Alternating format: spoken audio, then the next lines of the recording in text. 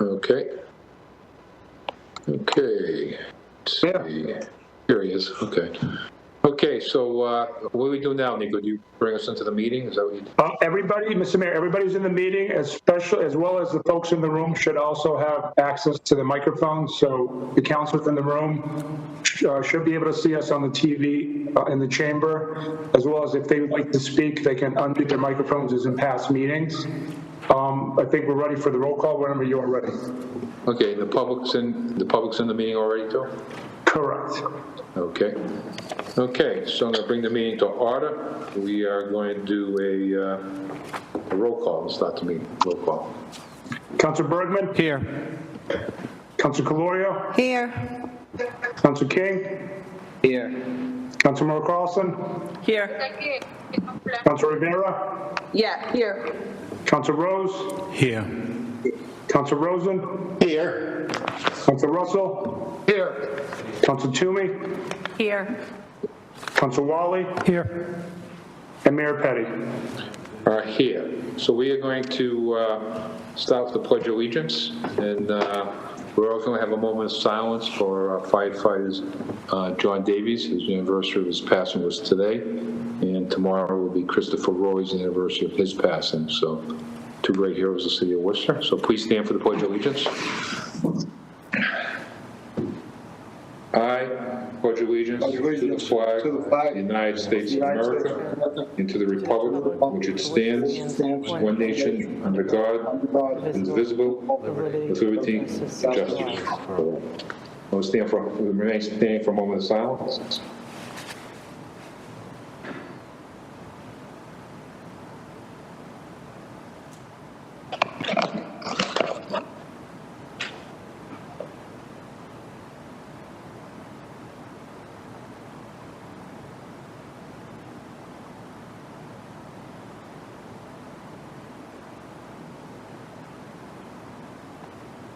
Okay, thank you.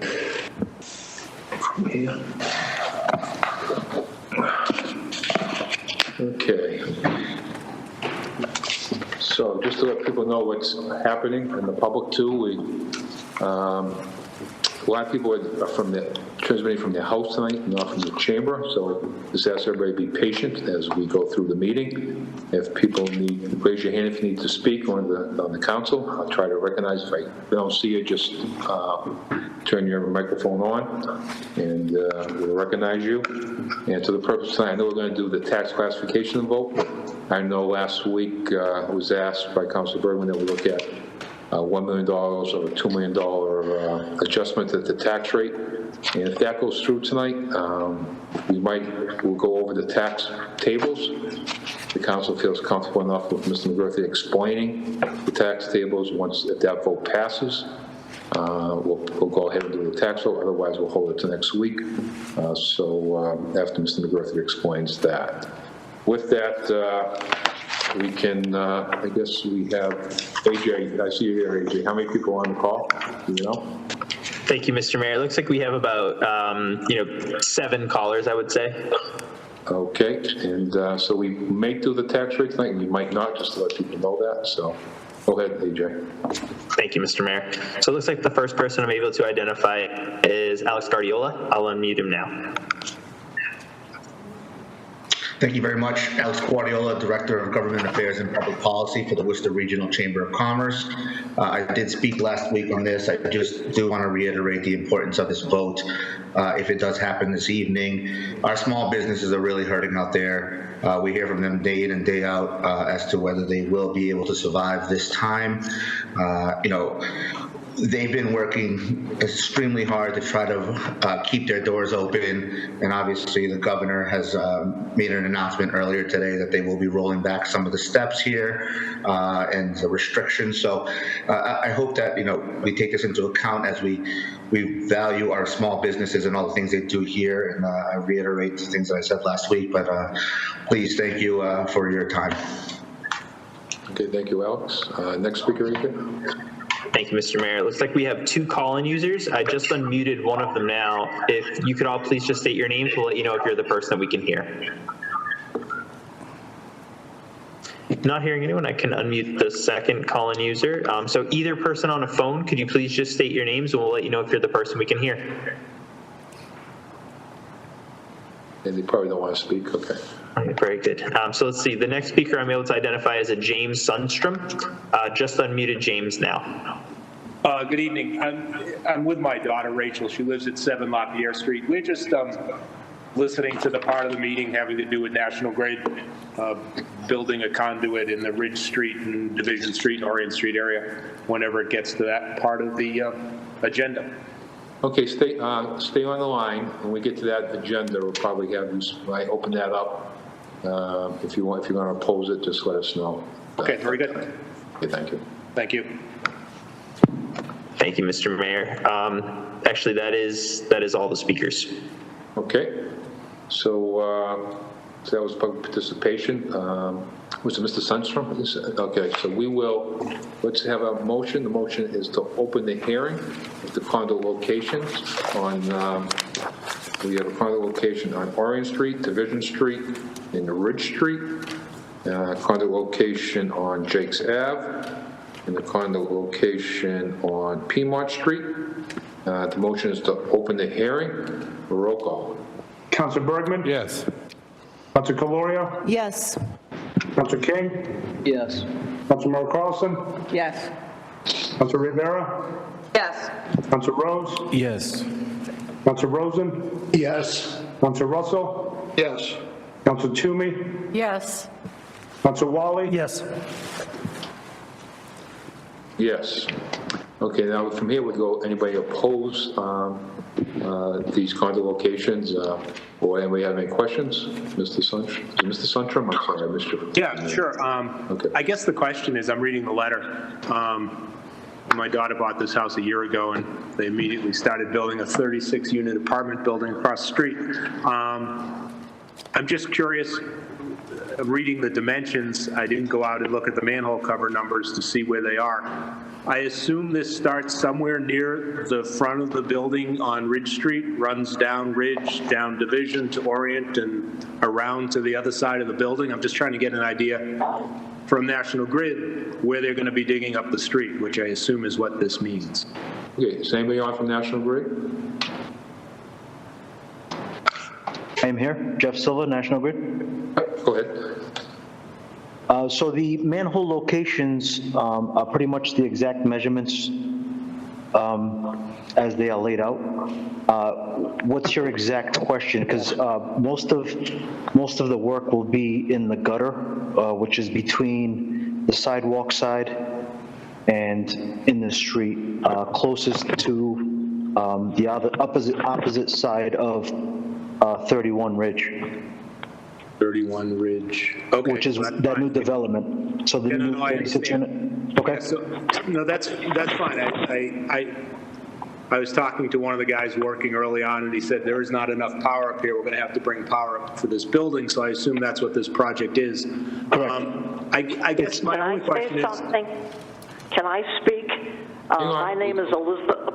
My name is Elizabeth Bigliatora. Yes.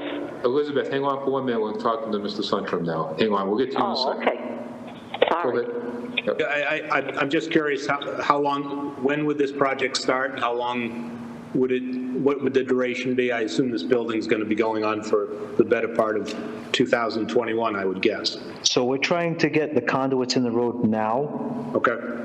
And one of the main reasons we're trying to do it now is there was an existing backyard line. Yes, right in the middle of the property, I know. Correct, that we had to get rid of.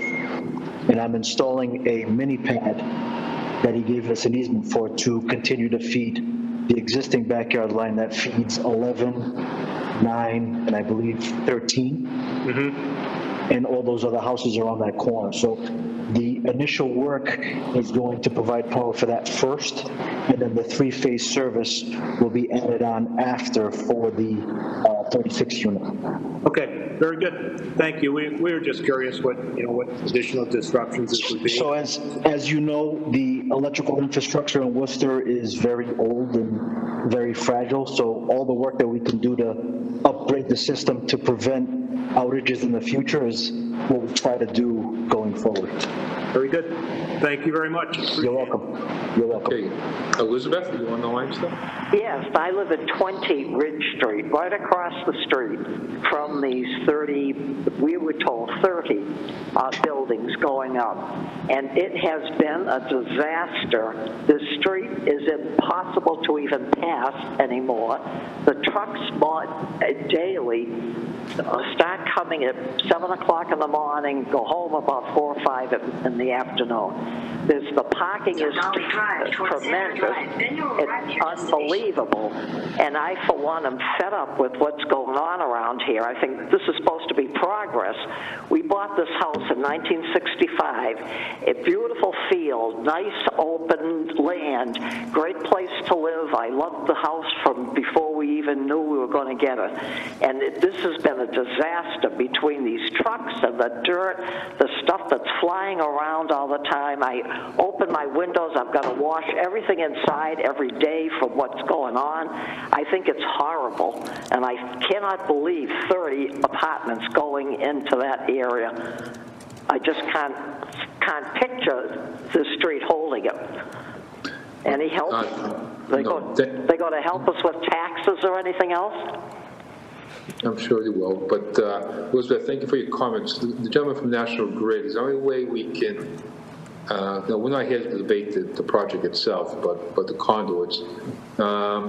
Is there any way you can make sure these trucks aren't blocking the streets and the place is cleaned up each day? So the trucks that she's speaking of is the actual construction zone from the building. It has nothing to do with us. Oh, okay, so maybe we can put a request to the city manager. We try to do the best we can to keep everything clean from night to night from when we do it, but the work that she is talking about is from the construction zone itself. Okay. Elizabeth, what we can do is ask the city manager send the team up there to take a look at the contractor and see if we can make some adjustments to address your concerns. Would that be useful? Well, anything would be a help if they even, would come cross over the street and tell them what they're going to do next, and we would avoid being in here with all the trucks passing, and you can't even back out of your driveway. It's horrible. It's been like this for a year. Okay. And I don't blame the man that bought a house on Lapierre Street. I wouldn't buy anything up here right now. I think it's just ruined the whole neighborhood, and everybody is complaining, but they don't want to talk because you don't get anywhere with any kind of talk. A lot of them went down and talked before this started in the beginning at City Hall, and it all came through anyway. We see the pipes out there across the street from the house all the time. I know it's going to go through, and we don't have much to say about it, but I think there should be a little help for the people that have lived here for 50, 60 years. Okay, Elizabeth, what I do is I put a motion on to request the city manager to send some inspectional services people up there to investigate and to address your concerns, and take that motion separately. The city council, roll call.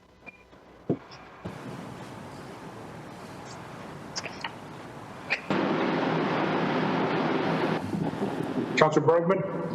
Yes. Councilor Colorio? Yes. Councilor King? Yes. Councilor Merrill Carlson? Yes. Councilor Rivera? Yes. Councilor Rose? Yes. Councilor Rosen? Yes. Councilor Russell? Yes. Councilor Toomey? Yes. Councilor Wally? Yes. And Mayor Petty. Yes. Thank you, Elizabeth. AJ, anybody else on the line, do you think? Or? Mr. Mayor, two other folks did just join. I can try and unmute them really quickly. Let's see here. If you're a call-in user, could you please just state your names and we'll let you know if you're the person we can hear? And not hearing anyone, I'll unmute the last person. Any person on a phone, can you just state your name? I heard a yes. Diane? Yes. Very good. Yes. Yes. Diane? Laughlin.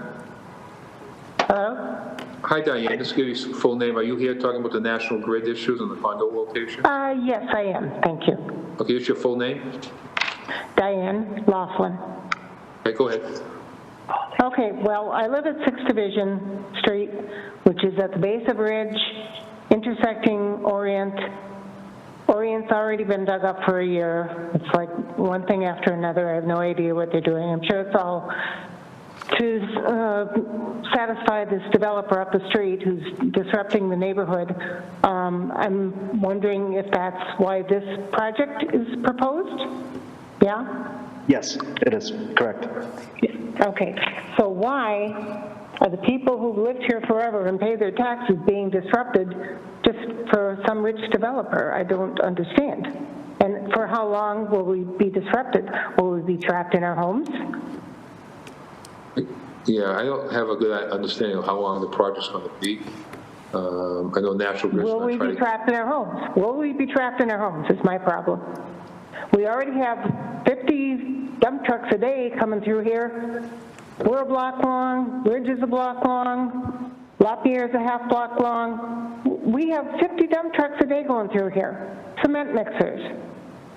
Okay. And now they're going to dig up the street on top of it? I can only already design, dug up. I can only design How is for this the work helpful to the that neighborhood? is in my queue.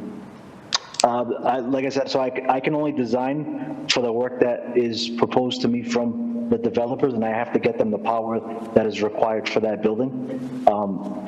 But why do they supersede all of the neighbors who've lived here forever? Why are they so important? But the construction project separate from this project, I would guess the project went through a whole process with the planning board and probably maybe the zoning board. Sure it did. And they didn't listen to anybody in the neighborhood. It was a shoo-in from the beginning because they're paying somebody. I don't know how it works. Yeah. So my question is, how are we going to be trapped in our homes? You should not be trapped in your homes. We're going to send some inspectors out there. We asked the city manager tonight to send some inspectors out there to investigate and see what the challenges are and to address those challenges and make sure that the neighborhood's taken care of here. And you can call my office over the next few days if that doesn't Mr. Mayor, happen. Who's that? Councilor Carlson, I'd like to hold this item tonight. Then this one here? Yep. Okay, we can do that. Okay. So we're going to hold it anyways, Diane, so we'll be back more on, we'll work on this over the next week. Okay? Did we lose Diane? Okay. So we are going to, the motion now is to close the hearing and to approve items 7B and 7C with 7A being held. Councilor Bergman? Yes. Councilor Colorio? Yes. Councilor King? Yes. Councilor Carlson? Yes. Councilor Rivera? Yes. Councilor Rose? Yes. Councilor Rosen? Yes. Councilor Russell? Yes. Councilor Toomey? Yes. Councilor Wally? Yes. And Mayor Petty. Yes. Okay. Mr. Mayor, can we go back to the minutes? I do apologize. To approve the minutes? Okay, I missed that. I'm sorry about that. Motion is to approve the minutes from the last meeting. Roll call. Councilor Bergman? Yes. Councilor Colorio? Yes. Councilor King? Yes. Councilor Carlson? Yes. Councilor Rivera? Yes. Councilor Rose? Yes. Councilor Rosen? Yes. Councilor Russell? Yes. Councilor Toomey? Yes. Councilor Wally? Yes. And Mayor Petty. Yes.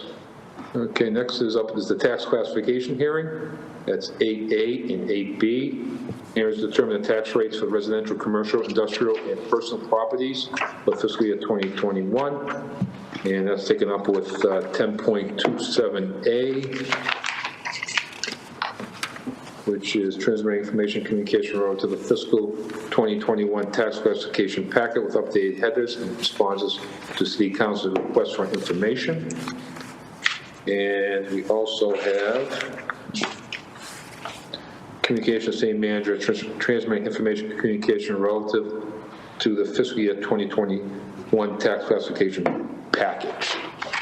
Okay, so what we're going to do is we're going to hold off on the tax classification discussion itself. I think we first need to, I know from last week's discussion, I think Councilor Bergman asked about some different tax rates if we were to apply $1 or $2 million.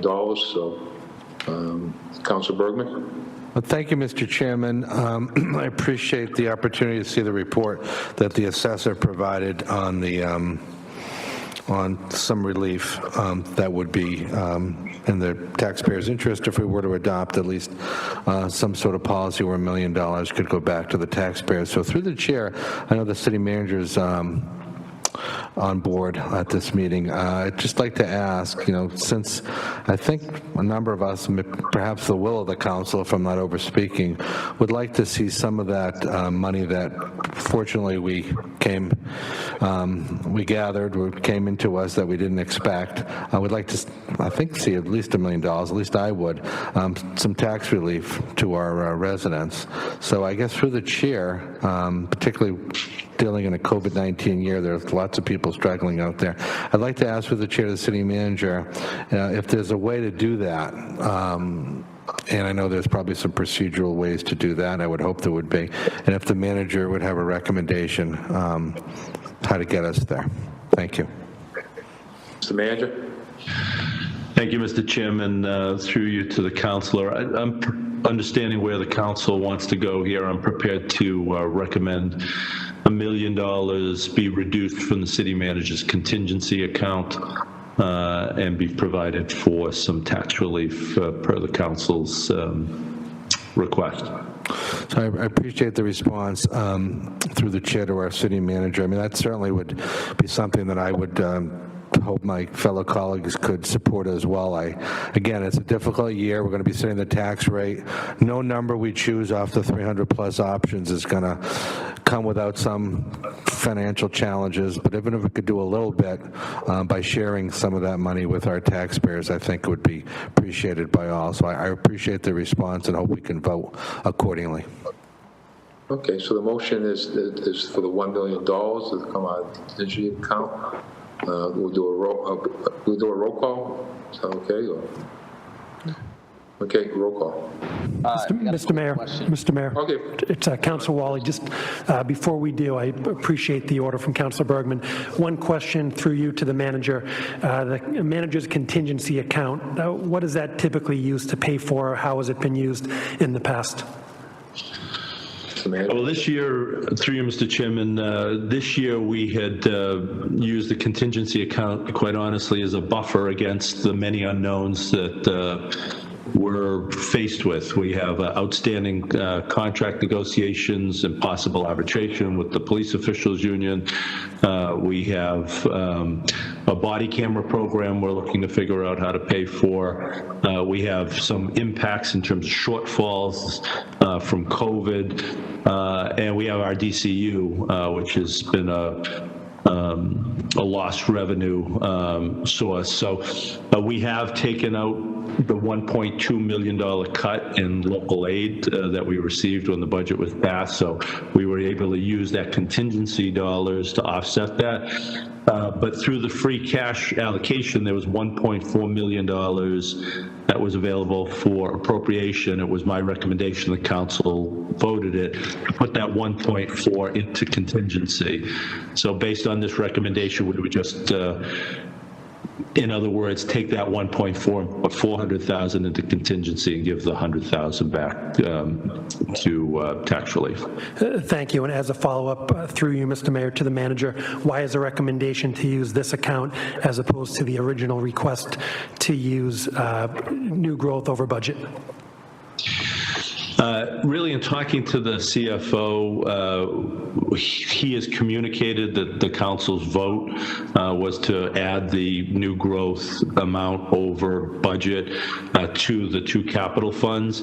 And we feel like since we've communicated that to the bond rating agencies and that has been adopted by the council as a policy, that we don't want to go back and say we're altering the policy just weeks after we did it. So I think this allows us to accomplish what the council is looking to do without breaking our policy or having to go back to the bond rating agencies and talk about why we want to change it so quickly after it was voted.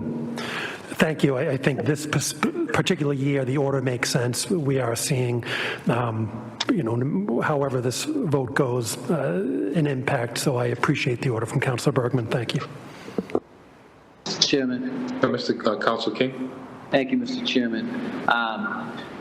Just first would like to commend the city manager on his recommendation to provide that tax relief. And I'd also like to commend Councilor Bergman for initiating this.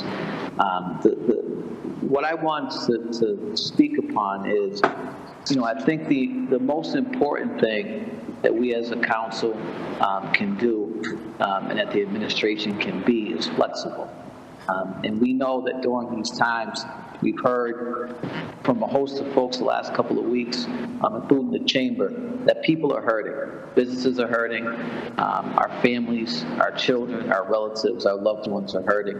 And anything that we can do to provide some relief, we should absolutely do that. And I'm really hoping that this is a unanimous vote. I support this wholeheartedly. And in addition to that, just thinking about tax time as an elected official here in Worcester has always been one of the most important things that we do. And, the thing that I always look to do is try to be as fair as possible across the board. And this is only going to give us further ability to do exactly that. So I'm really looking forward to this, looking forward to the adjusted numbers, and I'm quite confident that we once again as a body will move in a measured way that's fair for everyone. Thank you. Thank you. Okay, we're going to take a roll call. Roll call. Councilor Bergman? Yes. Councilor Colorio? Yes. Councilor King? Yes. Councilor Merrill Carlson? Yes. Councilor Rivera? Yes. Councilor Rose? Yes. Councilor Rosen? Yes. Councilor Russell? Yes. Councilor Toomey? Yes. Councilor Wally? Yes. And Mayor Petty? Yes. Okay, now we can go to the tax classification vote, but I think Mr. McGurthy, maybe you want to come on and explain, if we do the vote tonight, what the council has to look at? Through the chair. So by reducing the total tax levy that the city is looking to raise, it will change the tax rate numbers by a few cents down, residential and commercial. The factors, the lines that the council chooses from will not change, but those tax rates will decrease slightly. We do have updated chart in case the council reduced the numbers by $1 million, which we are happy to deliver a hard copy to those in the chamber. We can email to those at home. However, the line items, like I said, if a councilor was looking towards a specific line item as a result of the factors between residential and commercial, that would not have changed. It would just be the tax rate and how that impacts the kind of percents on the various residential or commercial classes. Okay, we'll give this a shot. We'll see. And if people get confused, you always can hold it, but it's pretty clear that it's probably going to be a few cents here and there. And my suggestion would be when a councilor proposes a line item, that he asks what on the old. Mr. Mayor, I have a couple questions. Councilor Colorio. Councilor Colorio, I have a couple questions before we vote. Oh, we're not going to do the tax classification. You just want on the process, you mean? On a report that was provided as an... Oh, you can ask, yeah, we're going to go through this anyways, like a regular night, yeah. Can I do that now? No, first up was I had Councilor Wally, and you want to be second? You're more than welcome. Okay. And so you can ask all your questions and everything as you go, so, okay. Councilor Wally?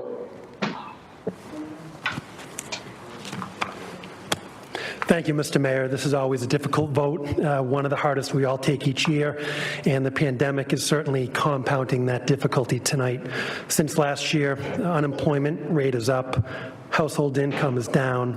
At the same time, the business sector, especially small businesses, have seen revenue plummet, and in the worst cases, many small businesses have closed their doors. And we know that businesses and cities have been disproportionately impacted by the pandemic. Last week, in one of the Boston newspapers, I think it was the Herald, they gave a snapshot of the business environment based on what we're seeing as a result of the pandemic.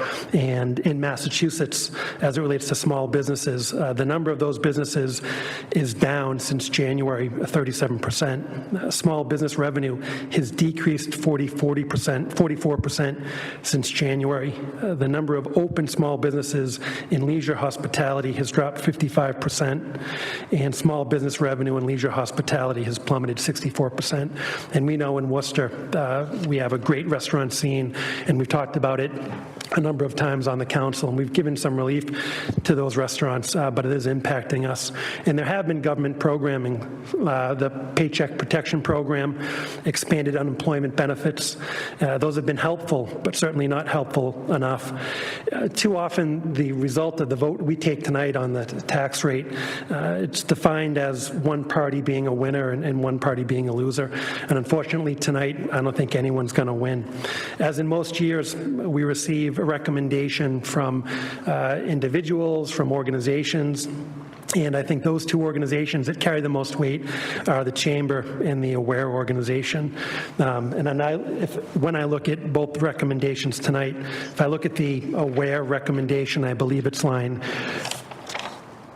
296, and in that line, their recommendation, a result of that would be a change to the average commercial tax bill of $1,239. And in this environment, in good conscience, I can't vote for that rate. At the same time, the Chamber rate, in this environment, I'm not going to vote for that recommended rate. But what I am going to do is I'm going to make a recommendation for line 274. And my reasoning for that line is in that line, the tax rate, the commercial industrial tax rate would be $35.17 per 1,000. And that's very similar to last year's or this current year's commercial industrial tax rate. I believe it's $35.16, so it's increasing that by a penny. And with that line 274, the residential rate would be $16.67 per $1,000 of valuation, and that is a decrease compared to last fiscal year's tax rate for the residential properties, which is $17. So it's a decrease. So that's my recommended rate. I do want to make one mention. In the package this year, we've seen the assessments in Worcester, and those assessments have gone up. And that's an indication that the demand for property in Worcester is certainly sky high. And although it has an impact on the taxes paid, I think it certainly beats the opposite scenario if we saw valuations plummet. So I think we have to look at that, the silver lining, to say we do have a healthy tax base. But I thank you for the time, and again, recommending line number 274. And I guess before we move ahead, I would just like to ask through you to Mr. McGurthy, with the vote we just took of the $1 million tax relief, could you just state what line 274 would be with that vote we just took? With the 3517 being the premise of the vote, Mr. McGurthy? Through the chair, the residential tax rate on line 274 would be $16.62, and the commercial tax rate for line 274 would be $35.07. Thank you.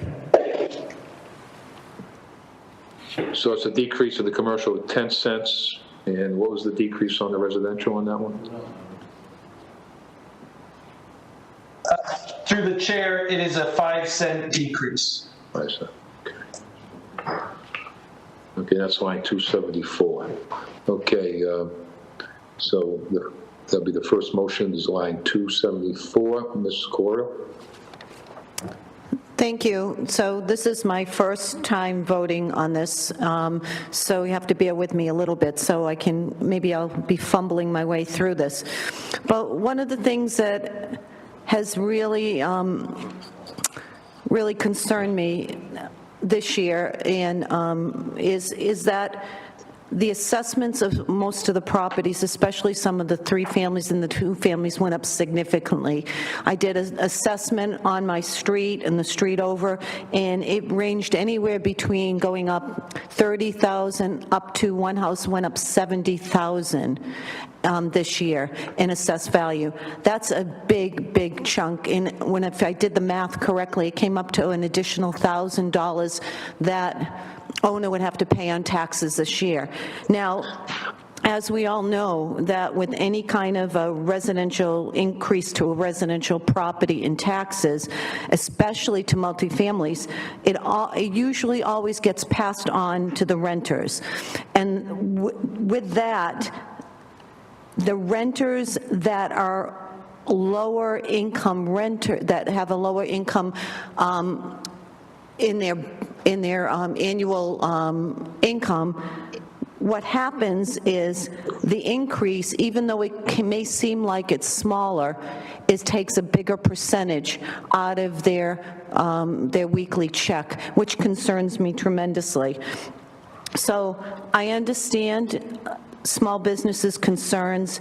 I do know that we've had some really good growth in Worcester. One of the things, before I talk about the line, I did ask for a couple reports, one being the residential exemptions for seniors and owner-occupied multifamilies.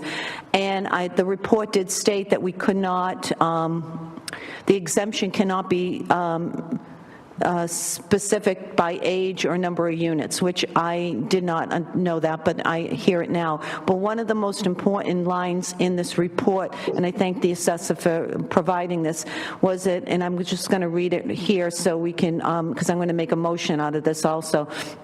Clause 17D and Clause 41C, senior exemptions provide tax relief, and anyone interested in these exemptions are encouraged to speak with the Assessors Division to apply in order to determine if the minimum qualifications can be met.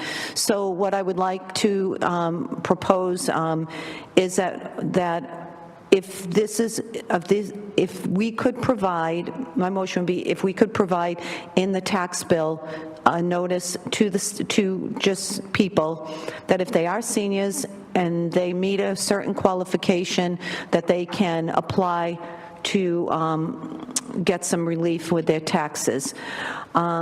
So that would help out a little bit.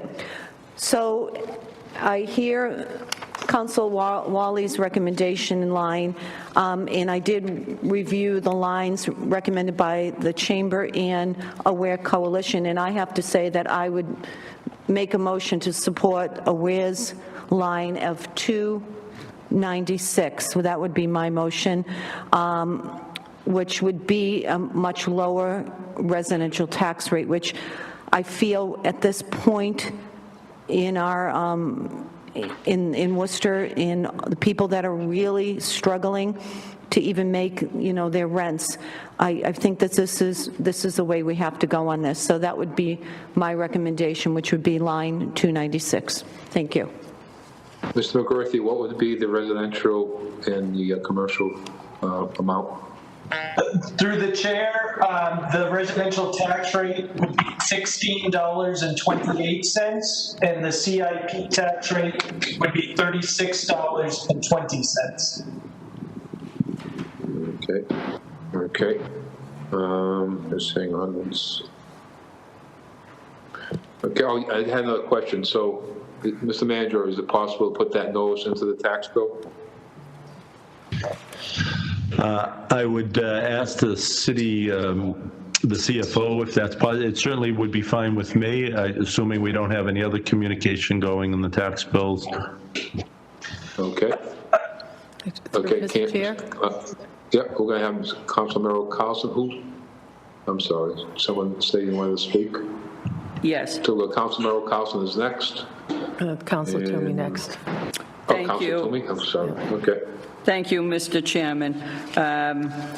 Every year we struggle with this. This year here, I'm very happy working with Councilor Bergman to have that $1 million go back to the taxpayers. This year here is very, very different than many other years, and we all know how much the businesses have struggled through this last year. Most of us worked here to make sure, and the manager was great about putting money so that people could get the small resiliency grants and, you know, the other monies that we were able to do. And a couple of weeks ago, this council voted to make sure that we cut the liquor licenses by 50%. I think we're all working extremely hard to make sure that we're trying to do as much as we possibly can for our businesses. I think Congressman McGovern, you know, said just not too long ago, this city has seen a 51% increase in new businesses over the last year. We've seen that this city of Worcester has a 14% increase in population. Those are all great things that we're doing, and certainly I'm someone who does want to work for our businesses and do the best we can. But we also have a lot of our homeowners who, through this past year, have suffered a great deal. Through no fault of their own, they've lost their jobs. They no longer have unemployment. A lot of those folks, in fact, are owners of our 3 families and 2 families, and the people who are living there don't have their jobs, so therefore they cannot pay their landlords. Everybody's doing the best they can under the circumstances, but as Councilor Colorio talked about, the increase in the valuations, which is a great thing for the city, but it's a great thing if you're selling your home. If you're not selling your home, it's not such a great thing, because that means your taxes are increasing significantly. So for that reason, I am voting line 296. Thank you, Mr. Chairman. Chairman. We have next, we have Toomey, followed by Councilor King. Thank you, Mr. Chair. This is never an easy vote to take. I will say that I'm grateful for Councilor Bergman and my colleagues, Councilor Merrill Carlson and others, for the ability to be able to provide some relief back, even though it's not as much as we'd like to give back. It's something that is a positive. You know, I don't know anybody that isn't hurting right now. I know I've had a lot of conversations with residents, with folks that are residents and small business owners. I'm especially concerned about our small business owners that are closing restaurants and other types of small venues that are employing our other residents. And so there's nobody that hasn't been impacted by the financial disaster that's accompanied COVID.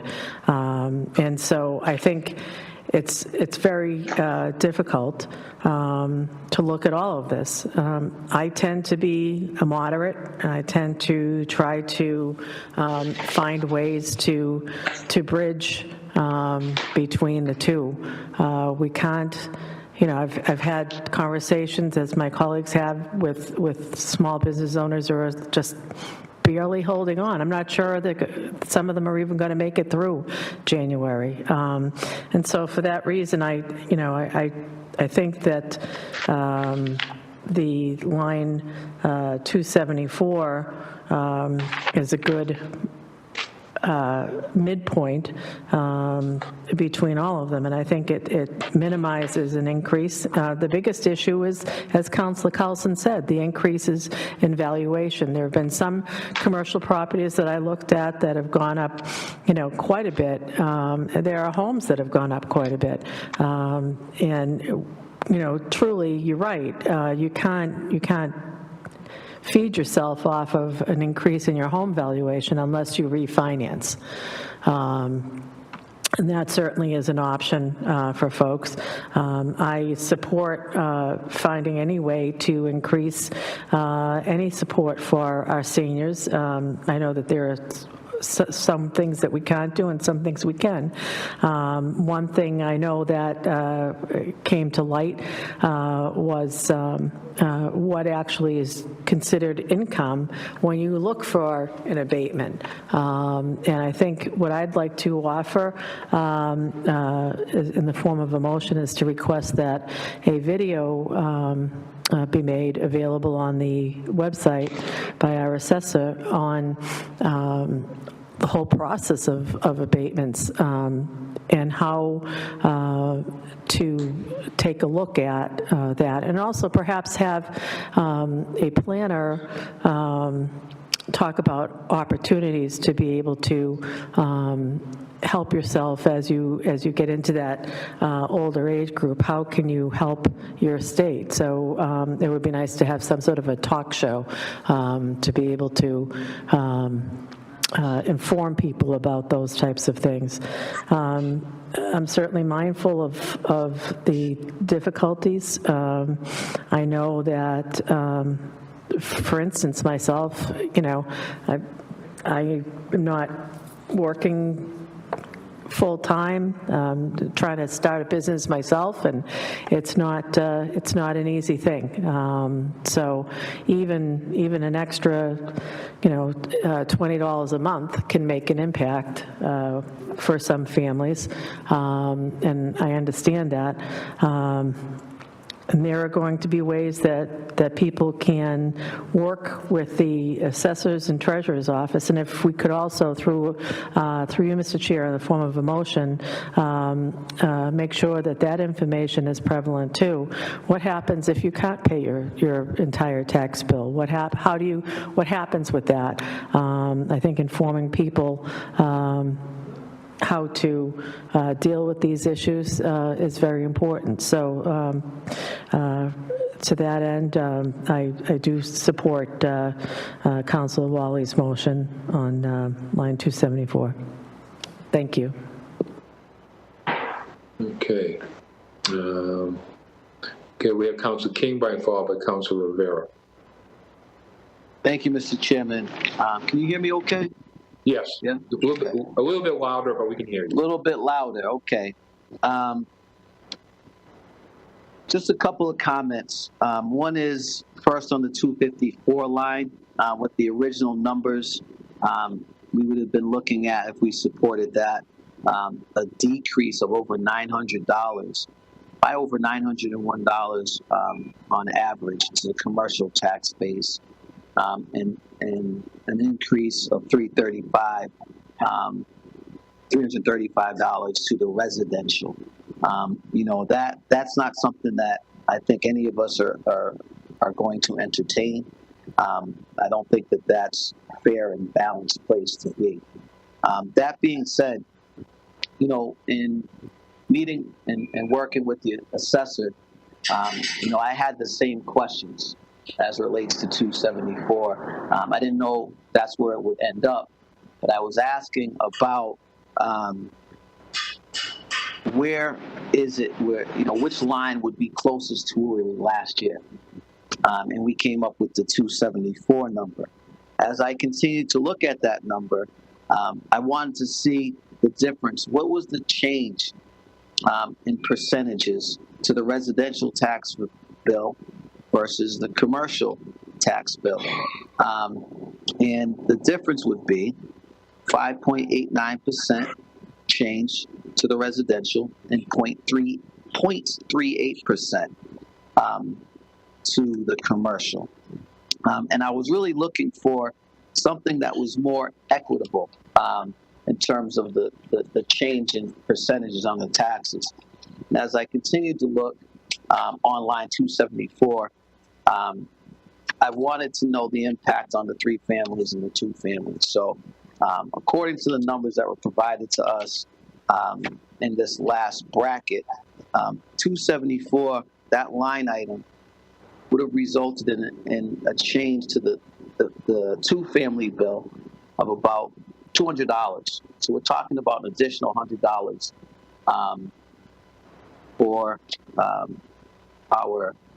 our folks that are living in the 2 families, and another close to $500 for the 3 families. We, as has been stated earlier, we're in a place where folks are hurting, landlords are hurting, our small businesses.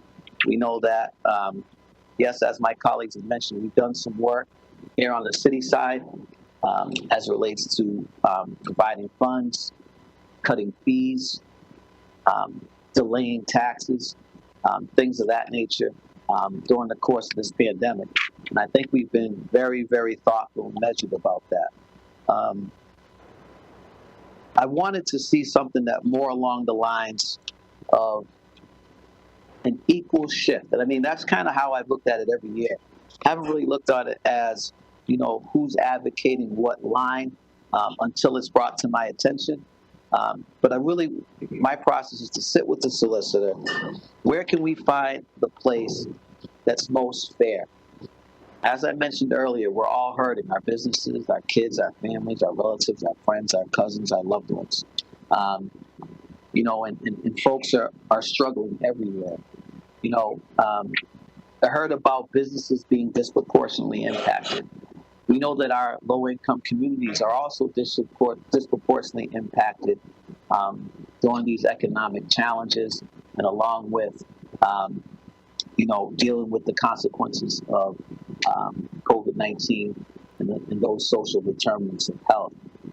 We know that disproportionately it's impacting folks who are renting as well. They're struggling. And if they're struggling, the landlords are struggling.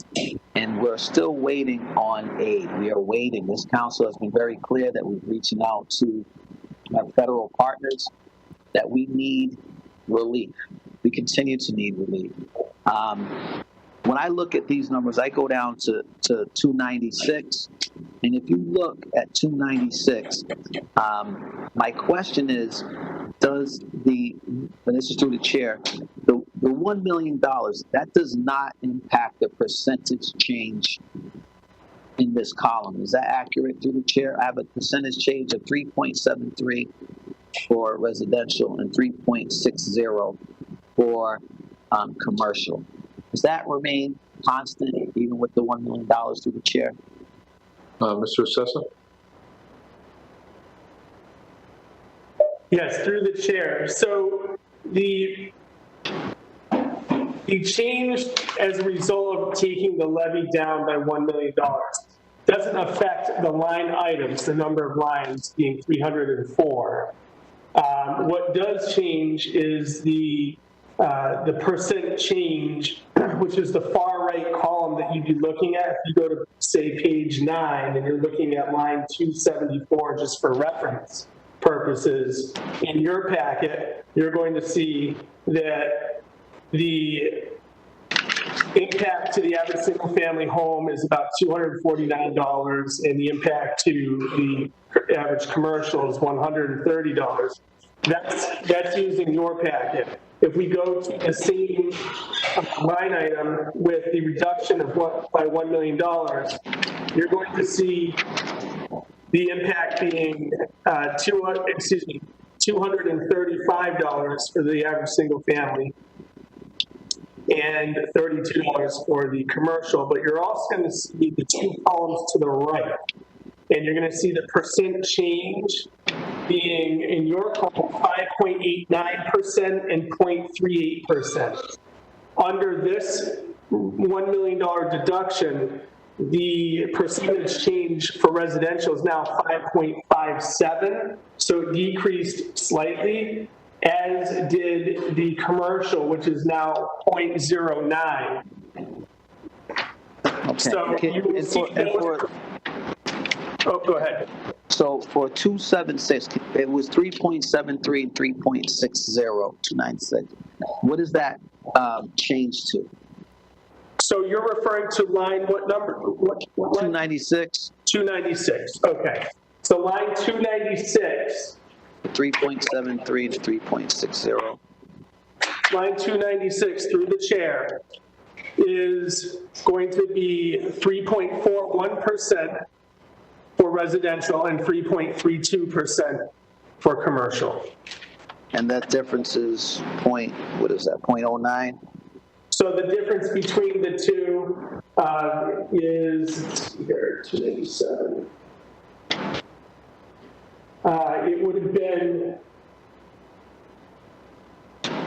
3.6 for the residential as opposed to the 3.28. Okay. Let me just make sure I'm on the right line here. 3.96. And then 3.49 would have been compared to the 3.80. Okay. I got that. So the 3.73 is no longer there under the 1 million, right? And it goes to 3.6. Is that what you said? 3.60? The 3.60 changes on line 297 to a 3. No, 296. 296, excuse me, Yep. to 3.41. Okay. And the other number, the percent residential? That was residential. The percent commercial through the chair would change on line 296 from 3.6. It is now going to be 3.32%. Oh, okay. All right. That's even narrower. Thank you. Mr. Chairman, I think that, again, the fairest thing to do is try to be as close as possible with regards to the percentage change in our tax bills. And I think 296 brings you there, particularly given the fact that, as referenced, we have an 8% increase in valuations. My colleagues have already clarified and summarized what that means. And it's important that we take that into consideration as well. It was stated earlier that it's difficult to find winners in all of this. I think the one thing that I do know is that we will, as always, come through with the fairest rate as we can that's most favorable towards the individuals who are renting homes, who are living in our homes, or on fixed incomes. We know that we have challenges with gentrification current, even though we're in the midst of a crisis. We now have folks who are being displaced and they're having difficult time working. And for those reasons, I will support line 296. Thank you. Provided those numbers are accurate that we get. Councilor Rivera.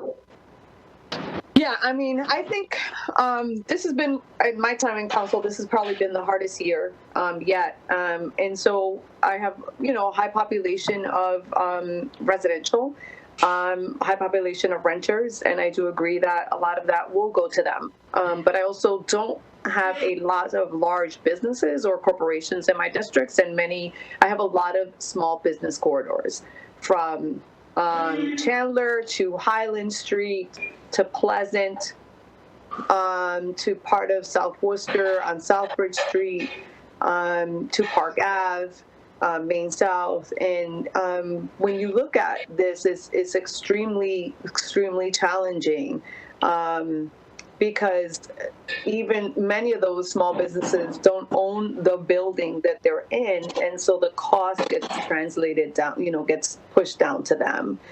And right now, so many businesses are struggling. Just met with a woman, female business owner who has not been able to open in 8 months and doesn't know right now what her next steps will be. Since she made all her investment in this business, was a very successful business, and yet now with COVID has been really challenging. So, and then, I have various programs that are first-time home buyers, whether it's, on Kilby or whether it's on Austin Street or Piedmont, So the challenge is before us, and I think that although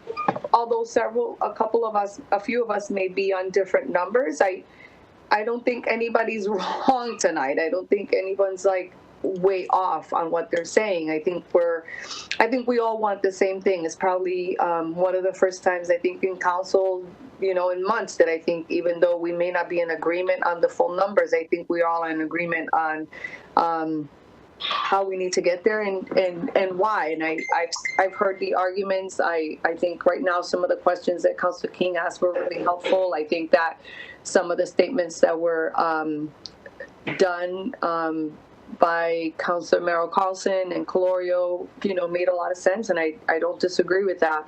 But right now, taking a look at kind of trying to do that balance, I'm going to go to the suggestion of what Councilor Matt Wally stated on 274, just because of my concern with the businesses and looking at kind of the increase of dollars and cents and looking at where we are coming in.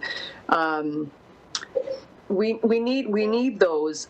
We need that tax revenue in those businesses for our schools specifically right now. And one of the things now that we're looking at, I was on a call this morning on one of the regular calls that we have on Worcester Together regarding youth and just some of the needs that schools are going to be having right now, the budgetary. And I know we're not school committee, but I know our neighborhoods are impacted by our school and the quality of our schools. And so this was really difficult. This was like trying to say, this was, trying to split the baby in half, for lack of a better reference right now.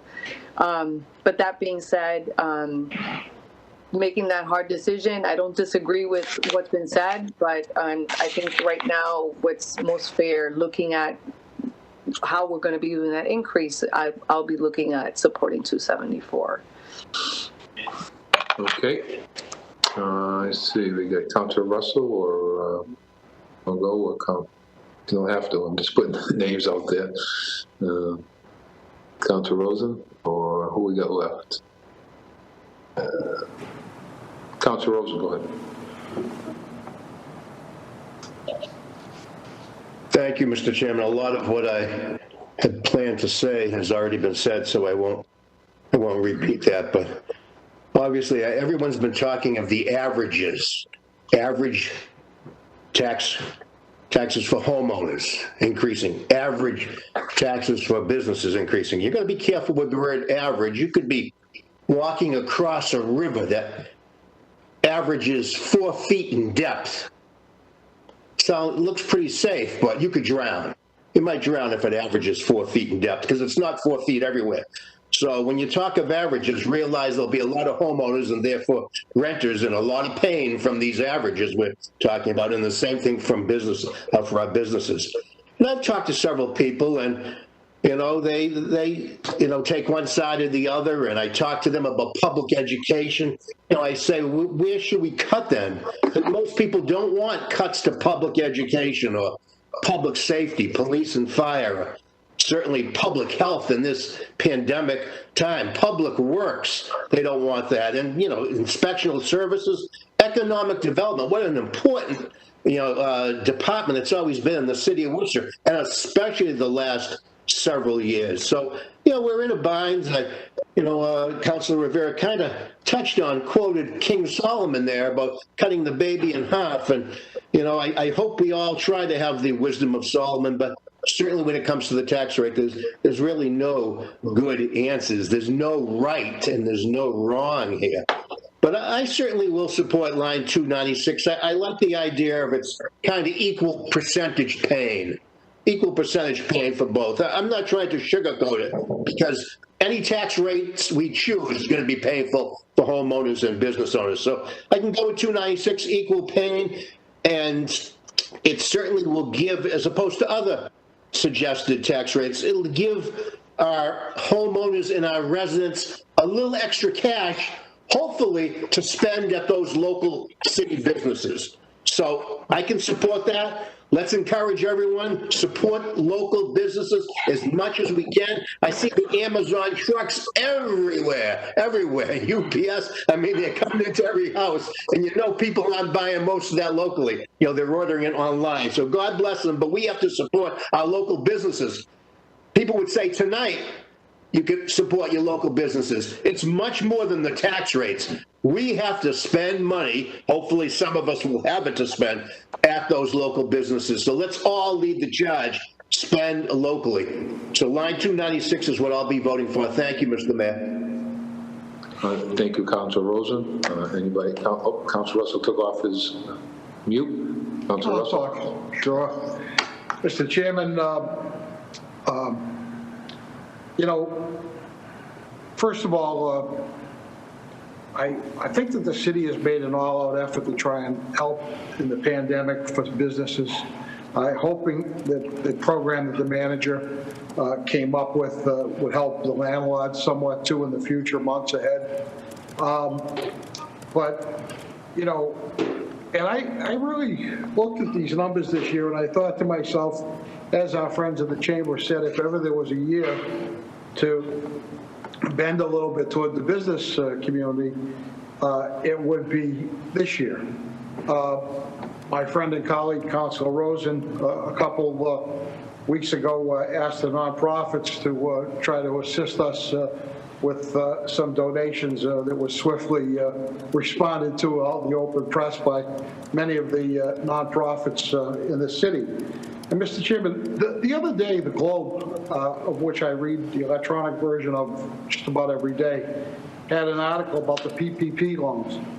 And it had a link that you could click on that could search and see the range of the money that were given out to businesses on these PPP loans, much of which will be forgiven at the end of the day if they spent the money in the way that they were supposed to under that program. But the hundreds of thousands, the millions of dollars, when you put in all the zip codes in the city of Worcester, among many of the bigger businesses that we come to recognize, many of the bigger nonprofits that we come to recognize, many of the educational institutions that come to mind, many of those are also on that list. And, you know, as far as the nonprofits just slamming the door in the nose of the council, if you will, of that request that the council made when Councilor Rosen put the item on, you know, shame on them. Shame on them for just slamming the door in the nose. Because if you look at the PPP list, you see some of the numbers that are out there. Mr. Chairman, at the end of the day, I'm a District 3 City Councilor. I remember my friend and my predecessor, Paul Clancy, used to always say, District 3 is more residential, or the most residential district in the city.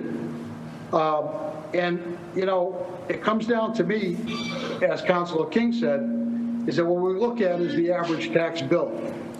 And that's the important thing, the average tax bill. The assessments obviously go up, go down from year to year. Most of the time, the increases are on the residential side.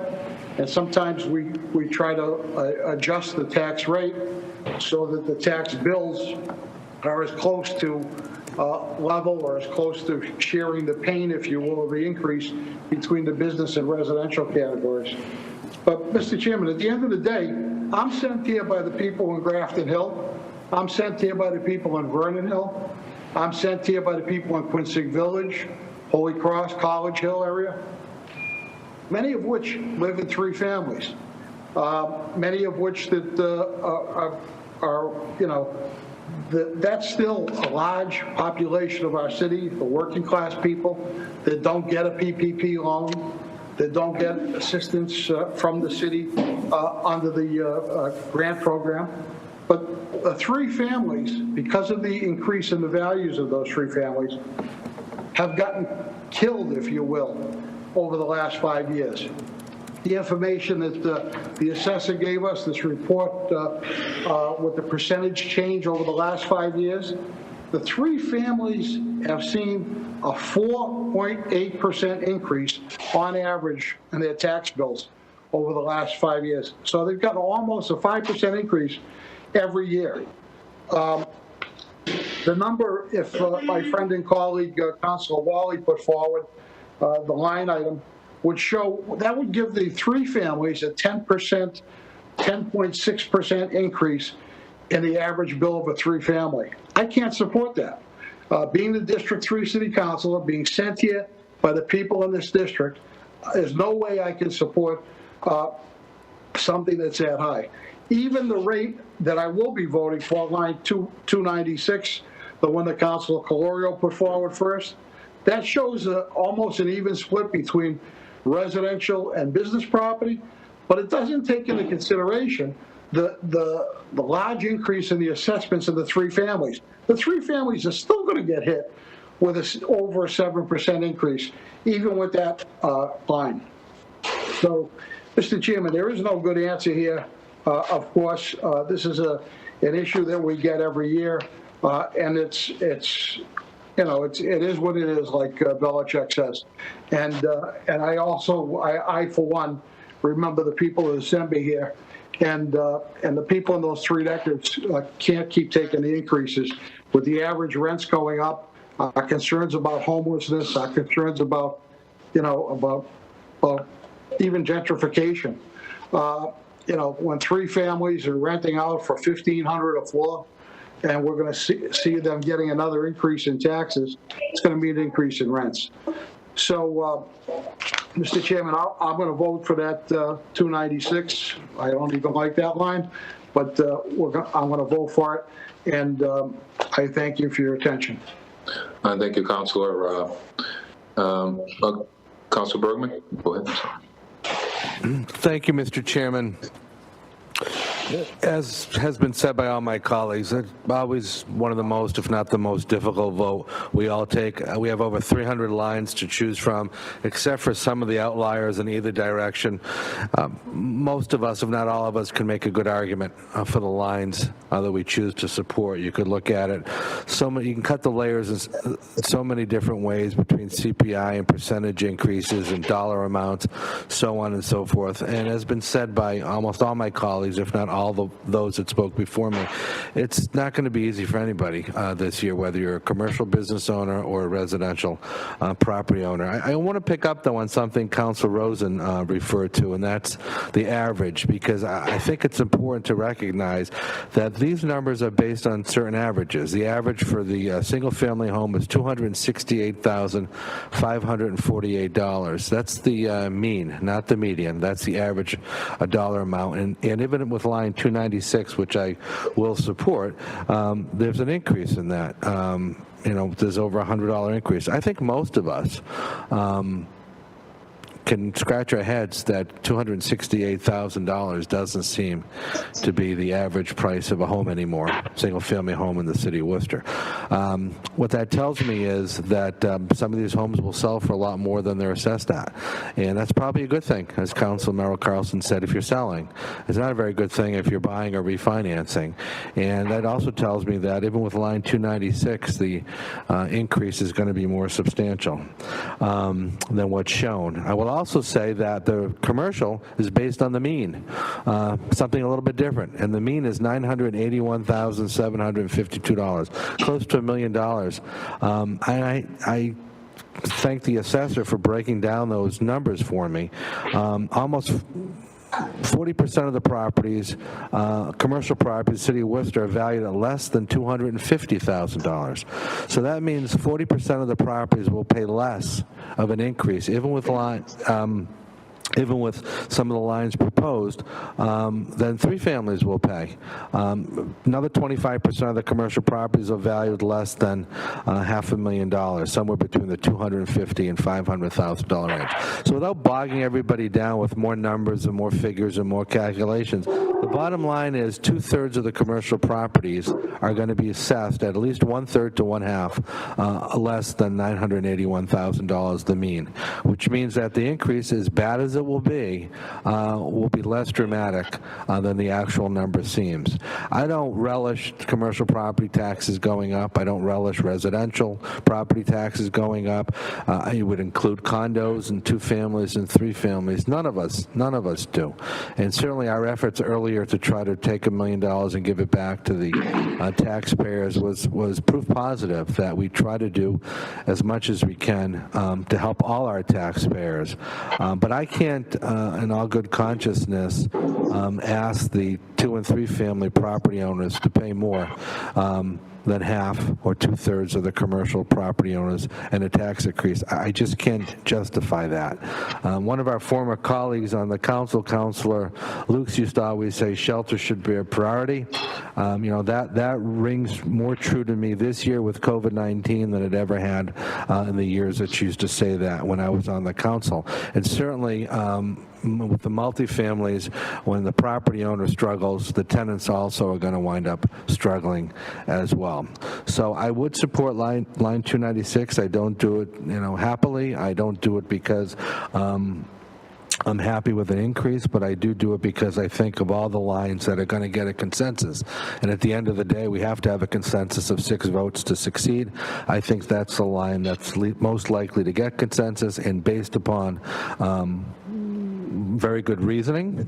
And again, I don't discount the other reasoning of my other colleagues for their proposals, but I think the reasoning for line 296 makes the most sense. So that'll be the line, Mr. Chairman, that I support. Thank you, Councilor Bergman.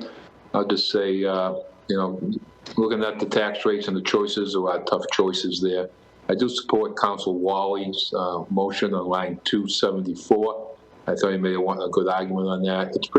It's the same tax rate as it was, I think it's off by a penny for the commercial as it was last year. And if you look, it's pretty close to a dollar split. I know it's not a percentage split. It's a dollar split, and it's pretty close to splitting between the residential and the businesses. And the businesses represent a small amount of people. And I know that everybody's been hurt in this last, people are struggling, people are challenged over the last several months this year. And I think it's going to probably be tougher next year as we go through the next 3 or 4 months. And the businesses are struggling here. There's no question about that. A lot of them are barely surviving. I know my understanding of the PPP loans was that a lot of them would keep those people employed. And if they kept them employed, some was also used for operational costs. But the majority was keep people employed so they have jobs. And that's what the purpose of a lot of the PPP. And you'll have to pay that back as long as they pay their employees and kept them employed. And that's what the nonprofits did. We couldn't have really, nonprofits made a huge difference over the last several months with COVID. Going into the next 3 to 6 months with COVID, they're going to be there doing the fight for us every day. And by keeping them people employed using the PPP loans, it's really important that they do. They provide a lot of essential services here to the City of Worcester, and we'd be lost without them. We'd be lost without the college universities. We'd be lost without the nonprofits assisting us to make the great city we are today. And also the taxpayers of Worcester, whether residential or the business owners, all make Worcester what it is today. And I know we debate this issue every year. It's an important issue. I think if you look at the 5-year average for the business increase, it was, if the assessor's on the line, I forget what it was 4.7%, Mr. Assessor, over the last 5 years for the businesses. And what was the residential? Through the chair, you're referring to the market adjustment or the change in tax? Change in tax, I believe it was. Sure. So through the chair, the 5-year average change for commercial property was roughly 4.975%. And okay, and that was almost a 5% increase, and I just can't justify. That's why I'm going in the middle here between what the chamber wanted and what line 296. I'm supporting 294. It's almost a 5% increase. It's pretty much taking us back over 20 years that we tried to avoid, getting down to the lowest residential tax rate. But I think to be competitive, that's why I'm going to support item 274. Did everybody get a chance to speak? I'm not sure. I didn't keep track. Mr. Chairman. Councilor Rose, I'm sorry. Yes, I'm not going to belabor the points, and the eloquent points of my colleagues, and I appreciate Council Bergman spearheading getting the $1 million back to our taxpayers. I think that makes sense, and I really appreciate the fact that it's coming out of a contingency and is not going to impact our bond rating, which we so desperately need at this time. I just had through you, Mr. Chairman, to Mr. McGurthy. I just want to make sure that I have the line with that $1 million, the numbers correct. So for line 274, are we looking at 1662 and 3507? Is that what I heard correctly?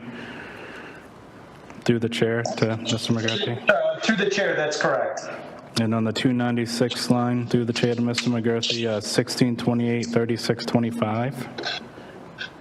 Through the chair, the commercial is 3620. Got it. Okay. Thank you, Mr. Chairman. Okay, so I think, is everybody else set? So we have 2 votes. First one would be line 274. I had that was a residential rate of 16.62 and a commercial rate of 35.07. Is that correct, Mr. McGurthy? That is right. Through the chair, that's correct. Okay, so we'll take that roll call first. A roll call.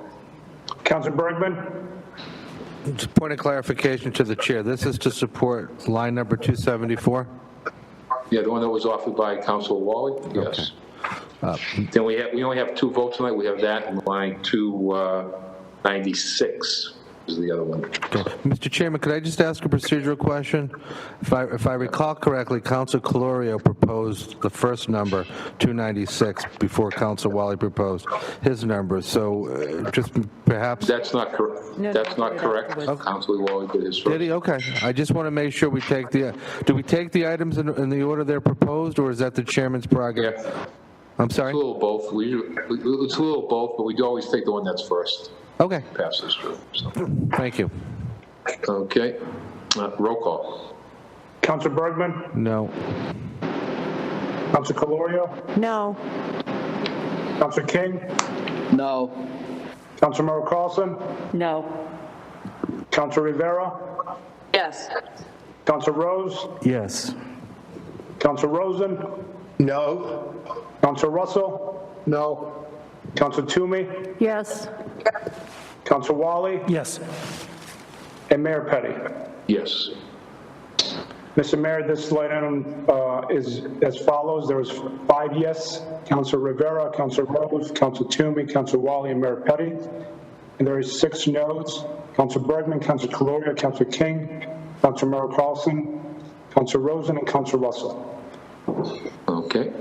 So we will go down to line 296, which is a, I wrote down, maybe you can give us the rates on that too again? Go ahead. I had 1628 and 3620, the commercial. The chair, that's correct. Okay. Okay. Roll call. Councilor Bergman? Yes. Councilor Colorio? Yes. Councilor King? Yes. Councilor Merrill Carlson? Yes. Councilor Rivera? Yes. Councilor Rose? Yes. Councilor Rosen? Yes. Councilor Russell? Yes. Councilor Toomey? Yes. Councilor Wally? No. And Mayor Petty. No. I'm sorry. What's that, Councilor Toomey? I'm sorry. Could I change my vote? I wasn't paying attention. Motion for I meant to say reconsideration. no. Reconsideration, Mr. Chairman, so she can vote again. Yeah, okay, we can reconsider that. Motion for reconsideration. Okay, roll call. Councilor Bergman? Yes. Councilor Colorio? Yes. Councilor King? Yes. Councilor Merrill Carlson? Yes. Councilor Rivera? Yes. Councilor Rose? Yes. Councilor Rosen? Yes. Councilor Russell? No. Councilor Toomey? Yes. Councilor Wally? Yes. And Mayor Petty. Yes. So we'll take that roll call again on line 296. Roll call. Councilor Bergman? Yes. Councilor Colorio? Yes. Councilor King? Yes. Councilor Merrill Carlson? Yes. Councilor Rivera? Yes. Councilor Rose? Yes. Councilor Rosen? Yes. Councilor Russell? Yes. Councilor Toomey? No. Councilor Wally? No. Mayor Petty? No. Okay. Okay, Mr. Mayor, for the records, we have Councilor Bergman, Councilor Colorio, Councilor King, Councilor Merrill Carlson, Councilor Rivera, Councilor Rose, Councilor Rosen, Councilor Russell voting yes, and Councilor Toomey, Councilor Wally, and Mayor Petty voting. Okay. So we're going to file items. Before we do that, we had two motions from one from Councilor Colorio and regarding the tax bills, and a motion from Councilor Toomey regarding the process for abatements on the video. We can do a roll call. Yep. Mr. Chairman, is it possible for a motion to get a report on the PPP loans in Worcester? Okay, we can do that too. Roll call. Collectively. That's fine.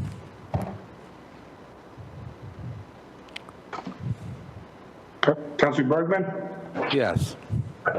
Councilor Colorio? Yes. Councilor King? Yes. Councilor Merrill Carlson? Yes. Councilor Rivera? Yes. Councilor Rose? Yes. Councilor Rosen? Yes. Councilor Russell? Yes. Councilor Toomey? Yes. Councilor Wally? Yes. And Mayor Petty? Yes. The motion now will be to file items 8A, 8B, and 10.27A. Mr. Chairman, I don't mean to interrupt. I know it's difficult to see me. I just was wondering if it would be appropriate to take a reconsideration vote on the tax vote we just took at some point. I've been trying to get your attention. I apologize. Okay, the tax vote we just took, the motion is reconsider. Didn't we just do that? No? No, we reconsidered as a yes, so Councilor Toomey could. Oh, okay. And now this is the reconsider, it's the regular reconsideration vote that we do a lot of votes usually every meeting, so. Motion is to reconsider. Councilor Bergman? No. Councilor Colorio? No. Councilor King? No. Councilor Merrill Carlson? No. Councilor Rivera? No. Councilor Rose? No. Councilor Rosen? No. Councilor Russell? No. Councilor Toomey? No. Councilor Wally? No. And Mayor Petty? No. Okay, we're going to file items 8A, 8B, and 10.27A. And Mr. Clerk, call the roll. Councilor Bergman? Yes. Councilor Colorio? Yes. Councilor King? Yes. Councilor Merrill Carlson? Yes. Councilor Rivera? Yes. Councilor Rose? Yes.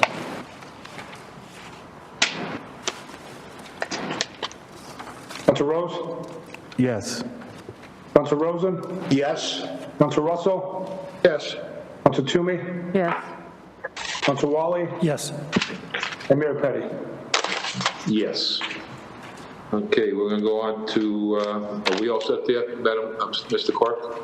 Yes. Okay. Go to petitions, 9A to 9C, and also set a hearing for a condo location on Main Street for December 15th, 2020. Roll call. Councilor Bergman? Yes. Councilor Colorio? Yes.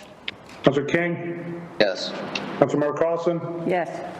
Councilor Rivera? Yes. Councilor Rose? Yes. Councilor Rosen?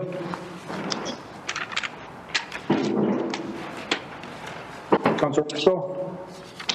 Yes. Councilor Toomey? Yes. Councilor Wally? Yes.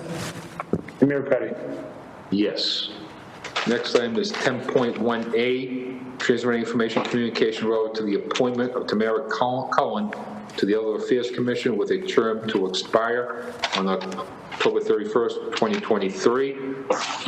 Tamara, thank you very much for your service. On behalf of the people of Worcester and the City Council, we're going to file that on a roll call. Roll call. Councilor Bergman? Yes. Councilor Colorio? Yes. Councilor King? Yes. Councilor Carlson? Yes. Councilor Rivera? Yes. Councilor Rose? Yes. Councilor Rosen? Yes. Councilor Russell? Yes. Councilor Toomey? Yes. Councilor Wally? Yes. And Mayor Petty. Yes. 10.8A, transmitting information communication relative to the updated public meetings to discuss the City of Worcester open space and recreation plan. You can send that to Parks and Councilor Rose, or you can file it. Can you please send that to Parks, Mr. Chairman? Okay, the motion is to send it to Parks. Roll call. Councilor Bergman? Yes. Councilor Colorio? Yes. Councilor King? Yes. Councilor Carlson? Yes. Councilor Rivera? Yes. Councilor Rose? Yes. Councilor Rosen? Yes. Councilor Russell? Yes. Councilor Toomey? Yes. Councilor Wally? Yes. And Mayor Petty. Yes. Next Mr. item. Mayor, on 9D, can we, I think we skipped over on 9D. Hang on. What's 9D? That was the, Hearing set for December 15th. did it with the 9 A, B, C, and D together. My apologies. Okay, we are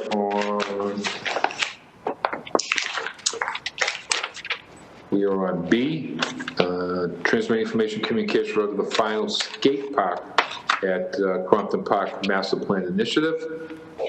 You want to send that to Parks? We'll send it to Parks. Can we try to do so, Councilor Rivera? Yeah, I just want to say, again, this is just really great for the community. It's looking really nice. I've been, there. I've been around, even though I've had a chance to look at it. This was such a great collaboration. I remember being in a meeting with Councilor Rosen that was held in South Worcester, and this was such a great collaboration. I just really want to thank the administration for this. Okay. So send that to Parks. Mr. Chairman, prior to doing so, please. Councilor Rose? Thank you. I just want to echo Councilor Rivera's points about this. Years ago, I had the privilege of working for the town of Barnstable and running the Barnstable skate park, and it was really tremendous to see the youth out there enjoying the park and a safe space, and the overlay with the rectangular field. And I mean, this is going to be one of the better skate parks around. I know that there aren't necessarily many people my age, or maybe our age, or the age of the council, who look at this and can compare it to anything else. But I've seen a lot of parks over the years like this, and this is up there with one of the best. And I just want to thank everybody for the efforts in doing so, including Councilor Rosen. This is going to be a magnificent addition to the city, and I just want to thank everybody for all of their efforts. Councilor King? Thank you, Mr. Chairman. I too would like to just comment on really quality of life impact that this administration has focused on, along with all of us as councilors, and making sure that we touch as many parks and as many communities as possible in terms of improving our quality of life. And that's exactly what this does. This is an outlet for folks. And believe it or not, there's some older folks who've reached out during this whole process. I'm sure Councilor Rosen can speak to that. A lot of folks over a broad array of age ranges will be accessing this. And we know that with success and increased usage come unintended challenges, but I'm sure we'll meet all those challenges as well. I know that Councilor Rivera as well is always promoting healthiness and how to move forward that way. And I know that this particular community out over there in Green Island, and I'm in the Crompton Park neighborhood, has always been proud of their parks. But kudos to the administration for continuing to be focused on all parts of the city as it relates to quality of life improvements, and that's exactly what this is. Thank you. Mr. Chairman? Councilor Rose? Yes, Councilor Rosen. Thank you, Mr. Chairman. I remember several years ago when the city demolished the Warside skate park and how angry so many young people, and as Councilor King said, older folks too, who certainly love skateboarding, how angry they were, and how initially the city was spinning its wheels on trying to find a different location to come up with a whole new project. And the Parks Committee got involved a few years ago, and we worked with these young people. We had several meetings, as Councilor Rivera said, and the meetings went very well. We involved the public. We did it right. A lot of discussions, a lot of input, and what we're going to have in a skate park is something that this city is going to be very, very proud of. So I hope when we have the grand opening someday, we all show up, and we certainly can applaud the efforts of our administration, of the mayor, the city manager, and all the city councils. I know when I was the chair of Parks and we were talking about this, and it came in front of the council a few times, everyone on the council was so supportive. So that certainly is appreciated. And this is just a great project. And the folks who were so angry at the demolition of Warside aren't angry any longer, because they're getting a park that really is one of the best in Massachusetts. Thank you, Mr. Chairman. Thank you, Councilor Rosen. We'll give you the skateboard. You can do the double loop. Get that. No, thank you. I pass. Okay, so let's send that to Parks. Roll call. Councilor Bergman? Yes. Councilor Colorio? Yes. Councilor King? Yes. Councilor Carlson? Yes. Councilor Rivera? Yes. Councilor Rhodes? Yes. Councilor Rosen? Yes. Councilor Russell? Yes. Councilor Toomey?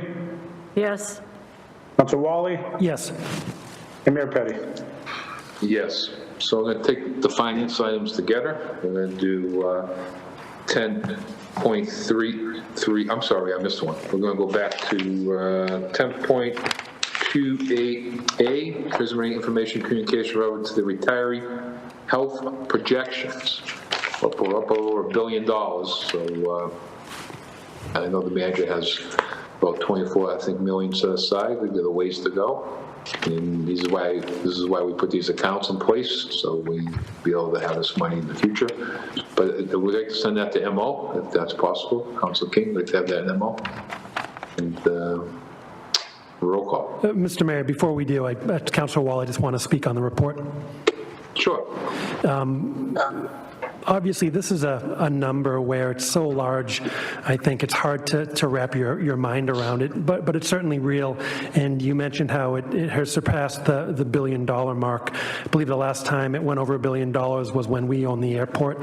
But if you read the report and if you follow the council meetings, the prior CFO and the current CFO certainly deserve a lot of credit for creating the irrevocable OPED liability trust fund. And one of the benefits of creating that fund is that we'll certainly be able to make more money on our investments with that trust fund, as opposed to before that trust fund was formed, we were just earning interest at a bank, which certainly, when you look at a $1 billion number, interest at a bank is certainly not going to decrease it. But if you look at the report, and I don't know how many actuaries are listening, one of the most important indicators to look at is the discounted rate, and the discounted rate went from 3.13 in 2019 to 2.45 in 2020.